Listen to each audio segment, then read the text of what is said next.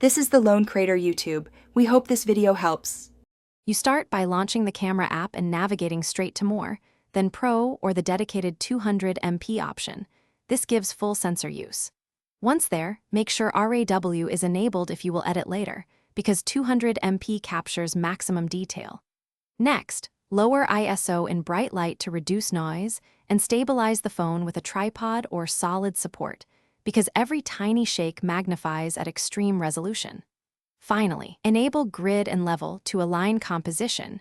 This prevents wasted crops down the line. Once you have the phone steady, adjust exposure and focus manually for predictable results.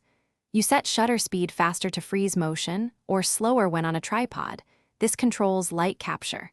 Then use manual focus or tap to lock precisely, because autofocus can hunt at extreme detail. For composition, use the rule of thirds and leave margin for cropping. 200 MP gives flexibility but requires intentional framing. Also, avoid heavy digital zoom. Instead, crop later to preserve sharpness and detail.